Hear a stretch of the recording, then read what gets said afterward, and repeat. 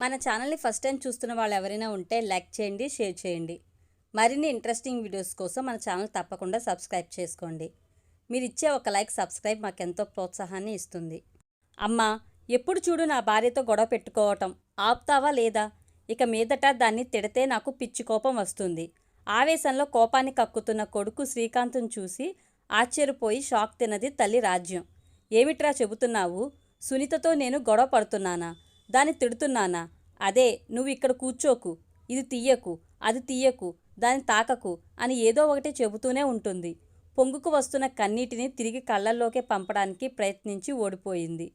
సునీతతోనే ఇష్టం వచ్చినట్లు మాట్లాడుతున్నావని చూస్తే నాతోనూ ఇష్టం వచ్చినట్లు మాట్లాడుతున్నావు కదా? ఏమిట్రా అబ్బాయి, ఏదేదో మాట్లాడుతున్నావు? వయసైన కాలంలో ఒంట్లో బాగుండక ఏదో కష్టపడుతూ కాలం గడుపుతున్నాము. దాంతోపాటు ఎందుకురా మమ్మల్ని మాటలతోనే చంపుతున్నావు? మేము ఇక్కడ ఉండటం మీ ఇద్దరికి ఇష్టం లేకపోతే చెప్పు. నేను నాన్నగారు ఎక్కడైనా వృద్ధాశ్రమంలోకి వెళ్ళి చేరిపోతాము. మౌనంగా నిలబడ్డాడు శ్రీకాంత్. ఏమండి, ఇంకాసేపు కూడా నేను ఇక్కడ ఉండలేనండి.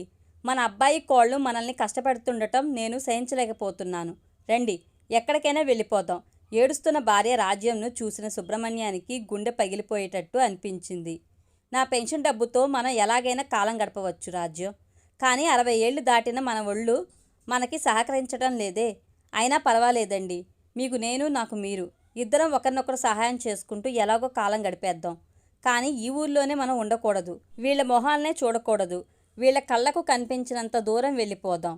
సరే రాజ్యం, నువ్వు ఏడవకు, నేను ఏర్పాటు చేస్తాను. రాజమండ్రి నుండి బయలుదేరిన రైలు హైదరాబాద్ చేరుకుని నిట్టూపి విడిచింది.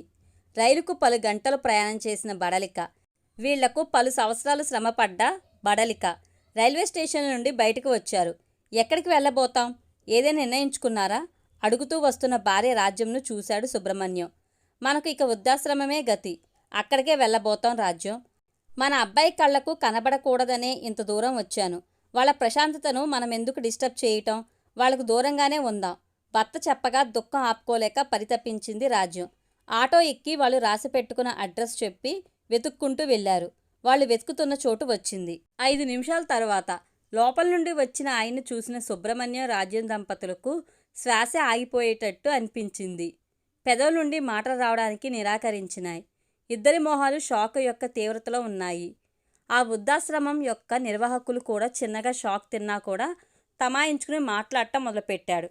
రారా సుబ్రహ్మణ్యం, కాలం ఎలా మారిపోయిందో చూసావా? ఆ రోజు మీ ఇద్దరూ కలిసి నన్ను ఇంట్లో నుండి తరిమేశారు. చేతిలో చిల్లి గవ్వ లేకుండా వచ్చాను. వైరాగ్యంతో వచ్చాను. స్నేహితుడి సహాయంతో ఈ ఆశ్రమం మొదలుపెట్టాను. నేను 85 ఏళ్ళు దాటిన ముసలోడినేరా. కానీ నిన్ను, నీ భార్యను ఇప్పుడు కూడా నేను కాపాడగలను. ఎందుకంటే నేను నీ నాన్ననురా. రారా లోపలికి. నువ్వు కూడా రా అమ్మాయి. ఆ రోజు ఏదేదో మాట్లాడి నన్ను ఇంట్లోంచి తరిమావు. ఈరోజు నీ పరిస్థితి కూడా అలాగే అయిపోయిందే. పర్వాలేదు, నేను మిమ్మల్ని క్షమించేశాను. ఇద్దరూ రండి. తండ్రి కళ్యాణరాం గంభీరంగా మాట్లాడాడు. సుబ్రహ్మణ్యం తలదించుకున్నాడు. రాజ్యం ముఖం వెలవెలా పోయింది. ఇద్దరు గుమ్మం దగ్గరే నిలబడిపోయారు. నాన్న రా అని ప్రేమగా పిలిచాడు కళ్యాణరాం. ఈ వీడియో కనుక మీకు నచ్చినట్లయితే లైక్ చేయండి, షేర్ చేయండి. మరిన్ని ఇంట్రెస్టింగ్ వీడియోస్ కోసం మన ఛానల్ తప్పకుండా సబ్స్క్రైబ్ చేసుకోండి. Thank you.